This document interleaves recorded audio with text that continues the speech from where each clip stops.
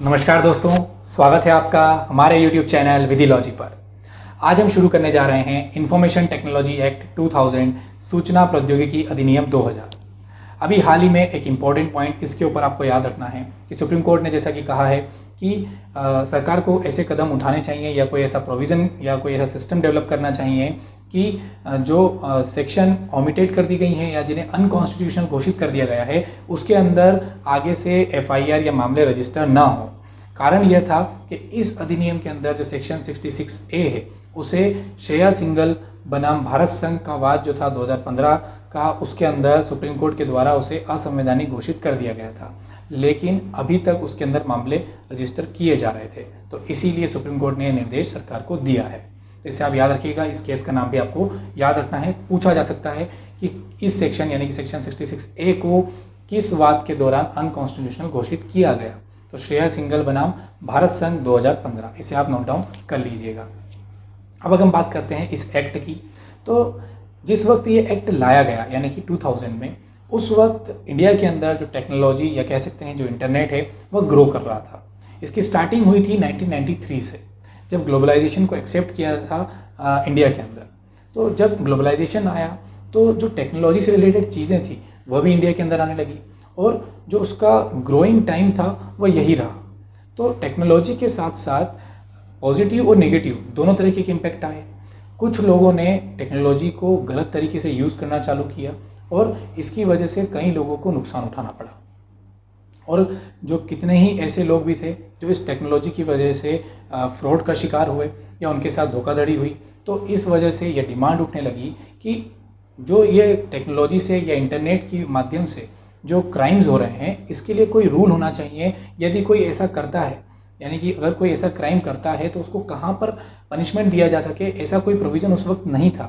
इसीलिए ये डिमांड उठी कि इस तरीके के क्राइम्स के लिए, यानी कि जो साइबर क्राइम्स हैं या इंटरनेट से रिलेटेड जो क्राइम्स हैं, उनके लिए कोई प्रोविज़न बने या कोई लॉ बनाया जाए जिसमें ये व्यवस्था की जाए कि अगर कोई ऐसा क्राइम करता है तो उसे क्या पनिशमेंट दी जा सके। इसीलिए उस वक्त इंफॉर्मेशन टेक्नोलॉजी एक्ट 2000 बनाया गया। यह इंडिया का साइबर लॉ के अंदर प्राइमरी लॉ भी कहा जाता है।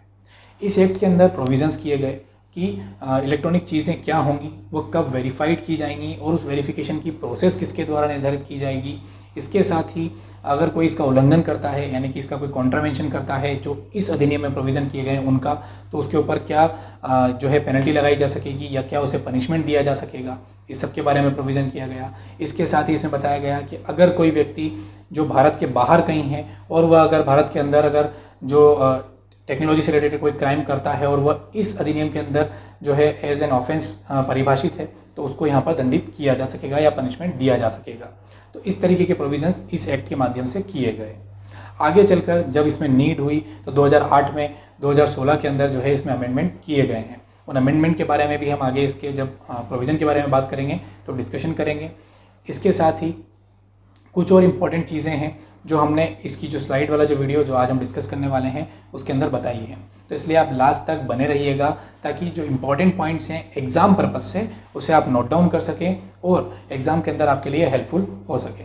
याद रहे दोस्तों, इस एक्ट से मिनिमम 4 से 5 क्वेश्चन आपको एग्ज़ाम में आने वाले हैं और 4 से 5 क्वेश्चन मतलब लगभग 15 मार्क्स, और ये बहुत इंपॉर्टेंट है, इसलिए इसको आप अच्छे से पढ़िएगा। अगर कोई डाउट आता है तो आप हमसे पूछ सकते हैं। और इसके साथ ही इस एक्ट को शुरू करने से पहले अगर आप हमारे चैनल पर नए हैं तो प्लीज़ सब्सक्राइब अवर चैनल, और अगर आपको हमारी वीडियो पसंद आती है तो उसे लाइक और शेयर जरूर करें। चलिए शुरू करते हैं। इंफॉर्मेशन टेक्नोलॉजी एक्ट 2000 सूचना प्रौद्योगिकी अधिनियम 2000। हमने कोशिश की है कि इस एक्ट को एक शॉर्ट फॉर्म में एग्ज़ाम ओरिएंटेड बनाया जा सके, इसलिए सिर्फ वही इंपॉर्टेंट पॉइंट्स हम आज के वीडियो में कवर करने वाले हैं जो एग्ज़ाम ओरिएंटेड हैं, एग्ज़ाम में पूछे जा सकते हैं। इसलिए आप कोशिश कीजिएगा कि जो नोट्स नोट डाउन करने के हैं उसे नोट डाउन ज़रूर करें, क्योंकि जब एग्ज़ाम टाइम पे आपको इसको रिवीजन करना होगा तो ये नोट्स जो हैं वो आपकी बहुत हेल्प करने वाले हैं। तो इसलिए जो जो इंपॉर्टेंट पॉइंट हम बता रहे हैं उसे आप नोट डाउन कीजिए और एक कॉपी में उसे नोट करते चलिए। बात करते हैं इस एक्ट के बारे में। इसका एक्ट नंबर अधिनियम संख्या क्रमांक है 21 ऑफ 2000। प्रेसिडेंट की अनुमति इसे 9 जून 2000 को प्राप्त हुई और यह लागू हुआ केम इनटू फोर्स ऑन 17 अक्टूबर 2000। इसके लागू होने की दिनांक को आप नोट डाउन अच्छे से कर लीजिए, क्योंकि इस बार यह क्वेश्चन यहाँ पर पूछा जा सकता है, क्योंकि हाल ही में IT एक्ट जो है वह काफ़ी चर्चा में रहा है। अभी कुछ समय पहले, जैसा कि हमने आपको इंट्रोडक्शन में बताया, कि सुप्रीम कोर्ट ने इसके लिए वापस से टिप्पणी की है कि जो इसकी सेक्शन 66A थी, जिससे कि सुप्रीम कोर्ट ने श्रेया सिंगल वाले केस के अंदर जो है असंवैधानिक घोषित कर दिया था, उसके बावजूद अभी भी जो है इस धारा के अंदर जो है केस रजिस्टर हो रहे थे, तो उसे रोकने के लिए सुप्रीम कोर्ट ने यहाँ पर दिशा निर्देश जारी किए थे। तो इसलिए आपको इसे याद रखना है। बात करें इसके एक्सटेंशन की कि इसका विस्तार कहाँ पर है, तो इसका विस्तार जो है वो संपूर्ण भारत पर है, और इसके साथ ही एनी ऑफेंस और contravention there under committed outside India by any person, यानी कि भारत के बाहर यदि किसी व्यक्ति के द्वारा इस अधिनियम के अंदर जो उपबंध है उसका उल्लंघन किया जाता है तो उसके ऊपर भी ये लागू हो सकेगा। तो यह यहाँ पर आपको याद रखना है। इसके अंदर टोटल 13 चैप्टर्स हैं और 94 सेक्शंस हैं। अब कुछ सेक्शंस यहाँ से ओमिटेड यानी कि विलोपित कर दी गई हैं, तो जब हम आगे पढ़ेंगे तो हम आपको बताते जाएंगे कि कौन कौन सी इसमें सेक्शन ओमिटेड कर दी गई हैं। टोटल इसके अंदर शेड्यूल्स यानी कि अनुसूचियाँ हैं 4, और उनमें से भी 2 ओमिटेड यानी कि विलोपित कर दी गई हैं। तो अब सिर्फ यहाँ पर 2 अनुसूची हैं, और उसमें से जो पहली अनुसूची है उसके अंदर बताया गया है ऐसे डॉक्यूमेंट्स या ट्रांजैक्शंस जिनके ऊपर यह एक्ट के जो प्रावधान हैं वो लागू नहीं होंगे। तो इसलिए आपको याद रखना है कि जो पहली अनुसूची में जो डॉक्यूमेंट और ट्रांजैक्शंस दिए गए हैं उनके ऊपर यह एक्ट लागू नहीं होता। और दूसरा जो अनुसूची है उसके अंदर जो प्रोसीजर है, कौन सी टेक्निक यूज़ की जाएगी इलेक्ट्रॉनिक सिग्नेचर्स या डिजिटल सिग्नेचर्स के लिए, उसके बारे में प्रोविज़न किए गए हैं कि उनको अप्रूव कैसे किया जाएगा। तो आपको बस ये दोनों अनुसूची में क्या दिया गया है इसे ज़रूर याद रखना है, स्पेशली जो फर्स्ट शेड्यूल है, पहली अनुसूची है, उसके बारे में, क्योंकि यहाँ से क्वेश्चन बन सकता है। चैप्टर 1, तो इसका जो लागू कहाँ पर होगा ये तो हमने देख लिया। इसका नाम इंफॉर्मेशन टेक्नोलॉजी एक्ट 2000 कहलाएगा। इसके साथ ही एक और इम्पॉर्टेंट बात जो इसके अंदर कही गई है कि nothing in this act shall apply to documents और transactions specified in the first schedule. जैसा कि हमने आपको बताया, तो ये स्पेशली यहाँ पर नोट डाउन किया है, इसको आप हाईलाइट कर लीजिएगा, क्योंकि ये जो क्वेश्चन है यहाँ से बन सकता है कि किस पे ऊपर ये एक्ट लागू नहीं होता है। सेक्शन 2, डेफिनेशंस यानी कि परिभाषा। अब इसमें हमने वही इंपॉर्टेंट जो डेफिनेशंस हैं वही कवर की हैं जो एग्ज़ाम में पूछी जा सकती हैं। तो सबसे पहले अगर हम बात करें तो दी गई है ए के अंदर एक्सेस, यानी कि किसी भी कंप्यूटर नेटवर्क के अंदर या किसी कंप्यूटर के अंदर एक्सेस करना, प्रवेश करना, और वो किसके द्वारा किया जाता है, तो अरिथमेटिकल या लॉजिकल तरीके से उसके अंदर प्रवेश करना। तो एक्सेस का मतलब जो है वो आपको एक बार रीड कर लेना है। एग्जाम में आपसे अगर पूछा जाएगा तो यही कि वह जो है सेक्शन 2 के अंदर किस पार्ट में दी गई है, तो 2A के अंदर एक्सेस की डेफिनेशन दी गई है। इसके बाद जो है कुछ और डेफिनेशंस हैं, लेकिन वो सिर्फ आप एक बार रीड कर सकते हैं। उसके बाद अगर हम बात करें इंपॉर्टेंट की, तो 2F के अंदर दिया गया है एसिमेट्रिक क्रिप्टो सिस्टम, यानी कि असममित गुण प्रणाली। तो इसके अंदर आपको याद रखना है कि ये कौन से सेक्शन में दी गई है, 2F के अंदर, क्योंकि यह पिछले एग्जाम में 2016 में MPA DPO के पेपर में पूछी जा चुकी है, 2009 में भी यह पूछी जा चुकी है, इसलिए आपको इसको स्पेशली याद रखना है। और इसके अंदर जो डेफिनेशन दी गई है उसमें लिखा गया है कि a system of secure key pair consisting of a private key for creating a digital signature and a public key to verify the digital signature. तो इसकी जो इंपॉर्टेंट चीज़ है वो सिर्फ आपको यहाँ पर 2 चीज़ याद रखनी है। जो प्राइवेट की और पब्लिक की यहाँ पर बात की गई है, यहाँ यह दोनों चीज़ें भी जो ये है इनके लिए स्पेशल डेफिनेशन में प्रोविज़न किए गए हैं, तो आपको वो भी हम आगे कवर करने वाले हैं। लेकिन अगर प्राइवेट की बात करें तो वह ऐसी चीज़ होती है कि जो डिजिटल सिग्नेचर क्रिएट किया जाता है उसके लिए काम आती है, और जो प्राइवेट की है यह जो ओरिजिनेटर होता है या कह सकते हैं कि जो सब्सक्राइबर होता है उसी के पास होती है।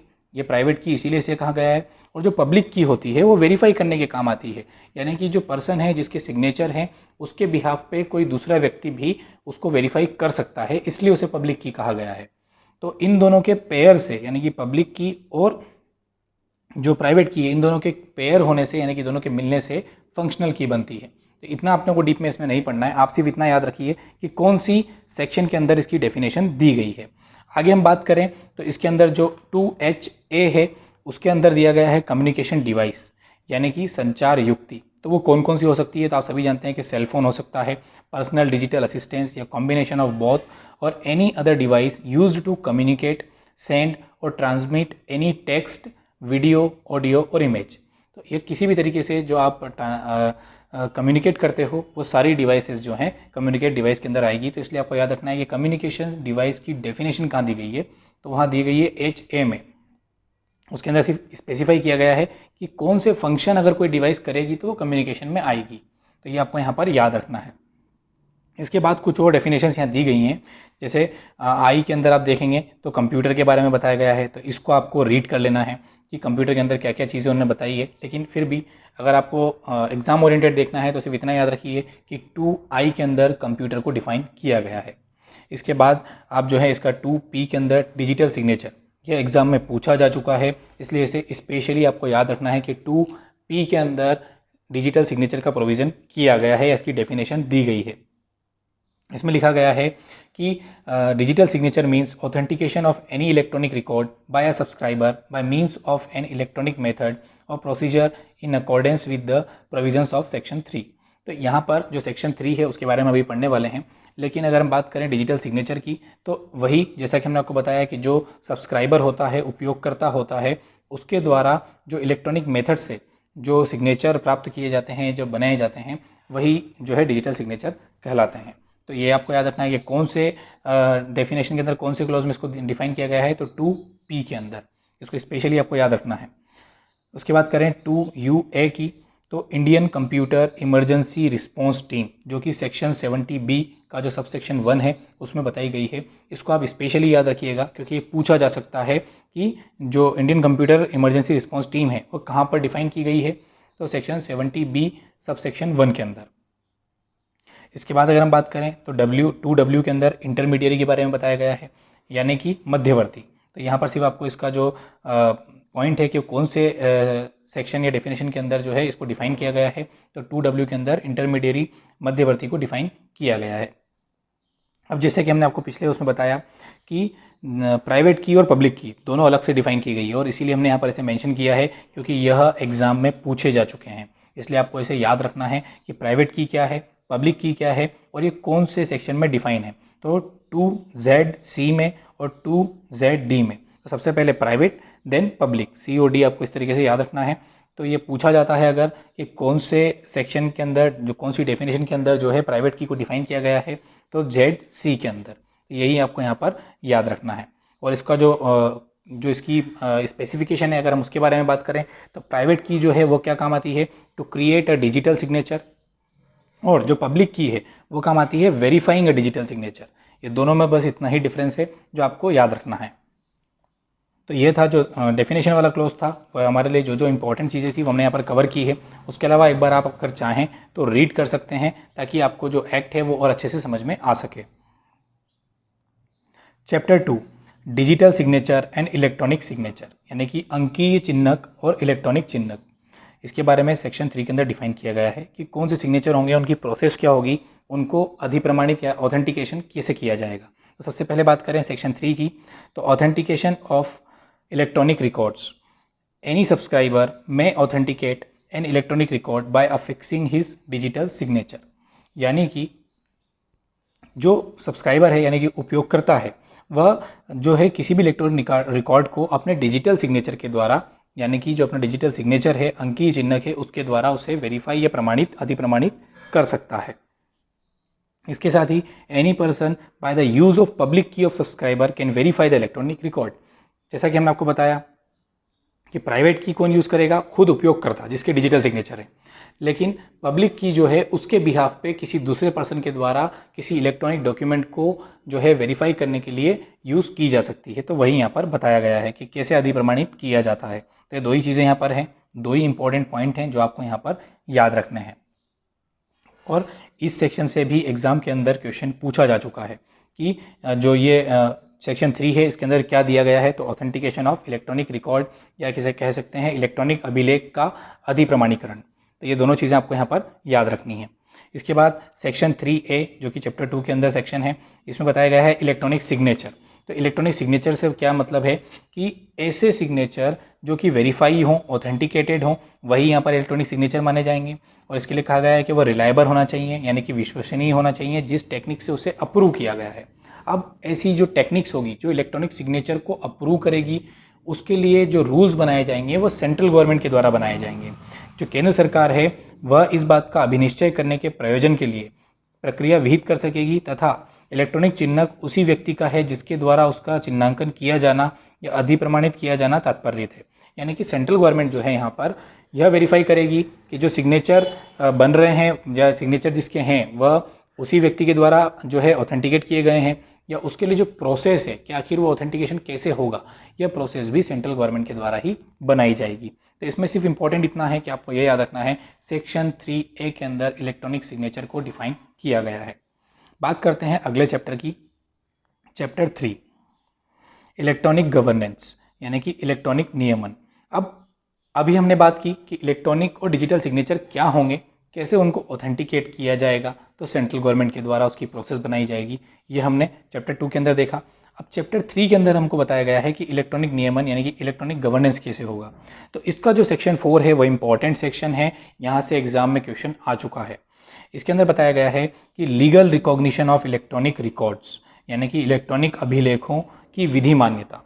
तो इसके अंदर क्या इंपॉर्टेंट है सिर्फ वही आपको याद रखना है। सबसे पहले कि अगर किसी विधि के अंदर या किसी जो एक्ट है किसी लॉ के अंदर यह उपबंध किया गया है कि कोई सूचना या कोई अन्य विषय लिखित या टंकित या मुद्रित रूप में होगा, वहाँ ऐसी विधि में अंतर्विष्ट किसी बात के होते हुए भी ऐसी अपेक्षा पूर्ण कर दी गई समझी जाएगी। अब वो कब समझी जाएगी कि जो अपेक्षा है वो पूर्ण कर दी गई है? यदि इलेक्ट्रॉनिक माध्यम से की जाती है तो। अगर हम मैनुअली बात करें, जो हार्ड कॉपीज़ आती हैं तो वो तो सिग्नेचर और सील वगैरह सब उस पर रहती हैं, लेकिन अगर हम बात करते हैं डिजिटल की तो ये जो सारी कंडीशन है कि वो लिखित में होना चाहिए या फिर उसके ऊपर जो है मुद्रांकन होना चाहिए, तो ये कब पूर्ण कर लिया समझा जाएगा वह यहाँ बताया गया है। तो ऐसा इसमें लिखा गया है कि या तो वो रेंडर्ड और made available in an electronic form हो, यानी कि किसी इलेक्ट्रॉनिक रूप में दिया जाता है या उपलब्ध कराया जाता है यदि कोई डॉक्यूमेंट या ट्रांजैक्शन, तो ये समझा जाएगा कि वह लिखित में है और मुद्रांकित है। इसके साथ ही accessible so as to be usable for a subsequent reference, यानी कि इस प्रकार पहुंच योग्य है कि वह किसी पश्चातवर्ती निर्देश के लिए उपयोग किए जाने योग्य है। यानी कि अगर बाद में कोई आदेश या डायरेक्शन आता है तो उसके लिए उस डॉक्यूमेंट को यूज़ किया जा सके, वो अपनी पहुंच में हो जिसके पास वो है, तब ऐसे डॉक्यूमेंट को यह समझा जाएगा कि उसने जो कंडीशंस हैं वो फुलफिल कर दी हैं। तो यही दो कंडीशंस हैं जो आपको याद रखनी है कि लीगल रिकॉग्निशन यानी कि विधि मान्यता कब होगी। जो डॉक्यूमेंट है इलेक्ट्रॉनिक रूप में वह पहुंच योग्य होना चाहिए जिसके पास है।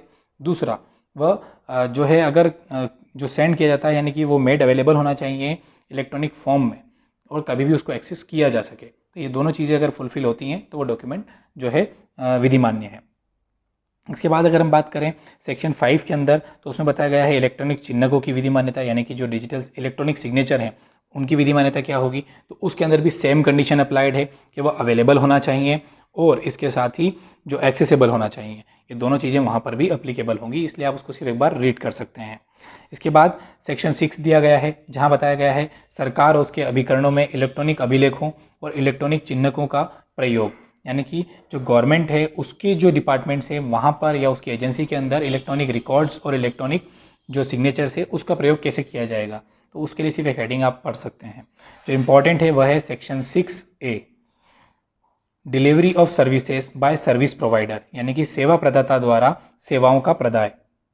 अब ये कैसे किया जाएगा इसके बारे में इस सेक्शन में उपबंध किया गया है और इसके साथ ही इसमें जो प्रोविज़न किए गए हैं उसमें आपको ये याद रखना है कि यहाँ जो प्रोविज़न है उसमें बात की गई है समुचित सरकार यानी कि एप्रोप्रिएट गवर्नमेंट की, इसलिए इसको पढ़ना इंपॉर्टेंट हो जाता है। तो आप इसमें सिर्फ एक बार रीड कर लीजिएगा, जैसा कि इसमें लिखा गया है कि समुचित सरकार यानी कि एप्रोप्रिएट गवर्नमेंट इस अध्याय के प्रयोजनों के लिए जनता को सेवाओं के दक्ष परिधान के लिए अधिप्रमाणित आदेश द्वारा ऐसी सेवाओं के प्रदाताओं को यानी कि जो सर्विस प्रोवाइडर हैं को इलेक्ट्रॉनिक साधनों के माध्यम से कंप्यूटरीकृत सुविधाओं की स्थापना, अनुरक्षण और उन्नयन और ऐसी अन्य सेवाओं का अनुपालन करने के लिए प्राधिकृत कर सकेगी। जैसा कि आप देखते हैं कि कई जगह पर जो सेंटर्स इस्टेब्लिश किए जाते हैं गवर्नमेंट के द्वारा, ताकि जो पब्लिक है उनके लिए जो सेवाएं हैं, जो सर्विसेज हैं जो कि ऑनलाइन ही मिलती हैं, चाहे वो डिजिटल सिग्नेचर हो या कोई अन्य काम हो, तो उसके लिए सरकार के द्वारा ऐसे सर्विस प्रोवाइडर्स जो हैं उन्हें अनुमति प्रदान की जाती है इस तरीके की सर्विस देने के लिए।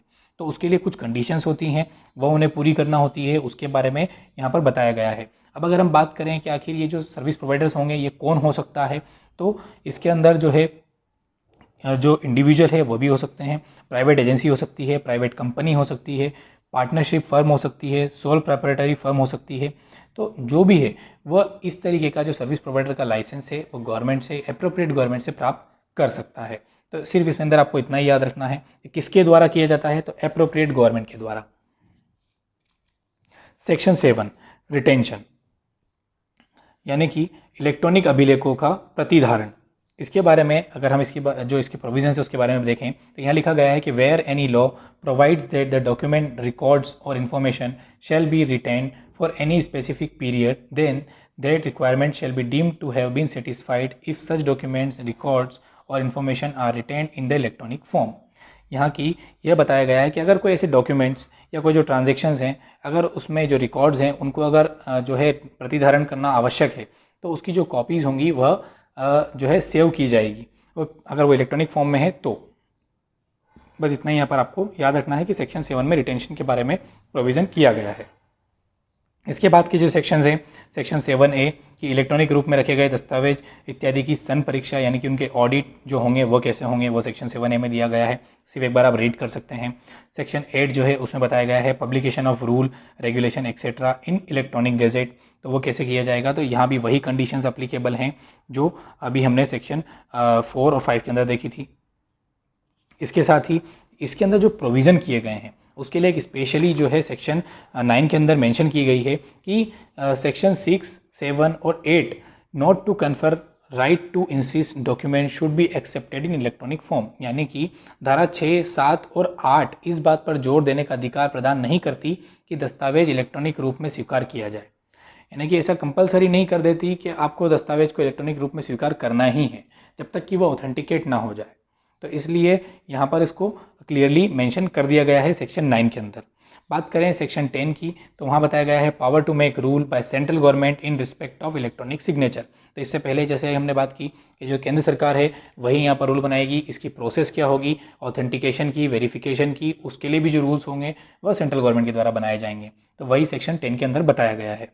सेक्शन 10A इलेक्ट्रॉनिक साधन द्वारा की गई संविदा की विधि मान्यता, इसको आप हाईलाइट कर लीजिएगा, ये क्वेश्चन पूछा जा सकता है इस बार एग्जाम में कि सेक्शन 10A में बताया गया है validity of contracts formed through electronic means.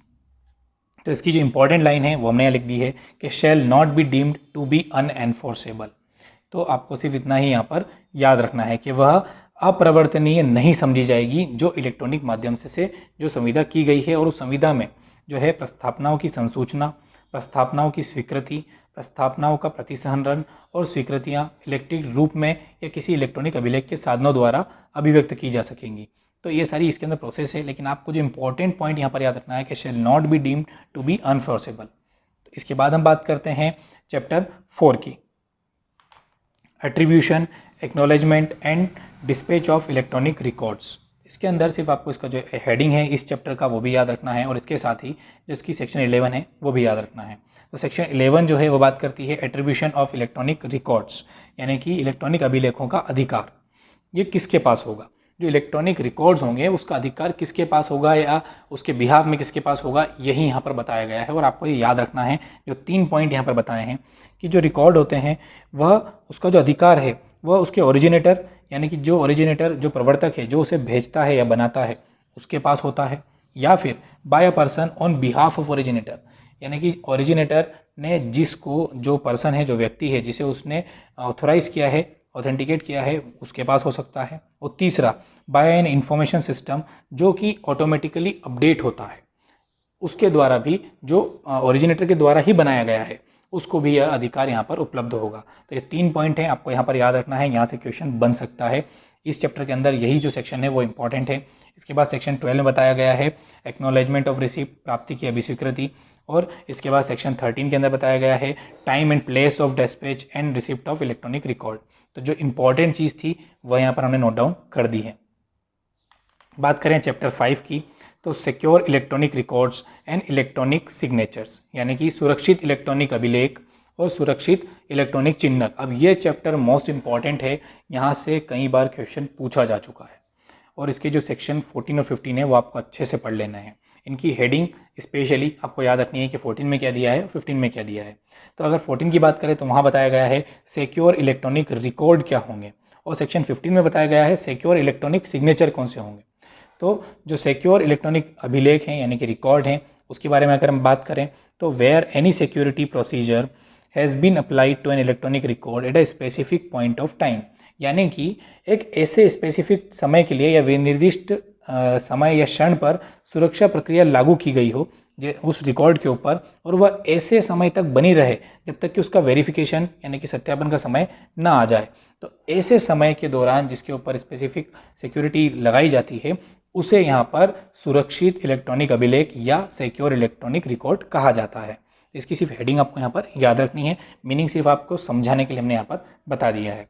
Section 15 इसके अंदर बोला गया है कि इलेक्ट्रॉनिक सिग्नेचर कब होगा, if the signature creation data at the time of affixing signature was under the exclusive control of signatory, यानी कि जो हस्ताक्षर करता है जब वो सिग्नेचर बन रहा है तब वह किसके कंट्रोल में हो, पूरी तरीके से जो हस्ताक्षर करता है उसके कंट्रोल में, तब वह जो है सुरक्षित इलेक्ट्रॉनिक सिग्नेचर के अंतर्गत आता है। दूसरा, the signature creation data was stored and affixed in such exclusive manner, यानी कि उसको ऐसी तरीके से भंडारित किया गया है या जहाँ पर सेव किया गया है वह जो है इस रीति से विहित किया गया, जो विहित रीति दी गई है कि उसके अकॉर्डिंग ही उसको सेव करना है, तब जो है उसे सिक्योर इलेक्ट्रॉनिक सिग्नेचर कहा जाएगा। अब यहाँ पर जो सिग्नेचर क्रिएशन डेटा है अगर हम उसकी बात करें जो एक्सप्लेनेशन में दिया गया है, तो in case of digital signature the signature creation data means the private की ऑफ द सब्सक्राइबर, यानी कि जो सिग्नेचर क्रिएशन डेटा है वह जो सब्सक्राइबर है उसके लिए वह प्राइवेट की है, ये आपको यहाँ पर याद रखना है। प्राइवेट की और पब्लिक की के बारे में जैसा कि हमने डेफिनेशन में बात की है ZC और ZD, जो कि आपको याद रखना है लोक कुंजी और इसके बारे में, तो ये आपको अच्छे से एक बार रीड कर लेने हैं। चैप्टर 5 तक के जो प्रोविजंस हैं उसमें से मैक्सिमम चांसेस हैं कि क्वेश्चन बनेंगे, इसलिए आपको यहाँ से याद रखना है। और IT एक्ट हाल में बहुत ज़्यादा चर्चित है, इसलिए इसके क्वेश्चंस जहाँ जहाँ से इंपॉर्टेंट हमने आपको बताए हैं अभी इस वीडियो के अंदर वो आप नोट डाउन जरूर कर लें, जैसे कि सेक्शन 14, 15 हो गया, सेक्शन 3, सेक्शन 4 और जो डेफिनेशन क्लॉज है उसके अंदर जो इंपॉर्टेंट डेफिनेशन में स्लाइड में कवर की है वो भी आप एक बार राइट डाउन जरूर कर लीजिएगा। इसके आगे का जो पार्ट है यानी कि चैप्टर 6 से जो आगे के पार्ट हैं वो भी हम नेक्स्ट वीडियोज़ के अंदर जल्द लेकर आने वाले हैं। यह वीडियो आपको कैसा लगा हमें ज़रूर बताइएगा कमेंट सेक्शन के अंदर। Thank you for watching, please like, share and subscribe.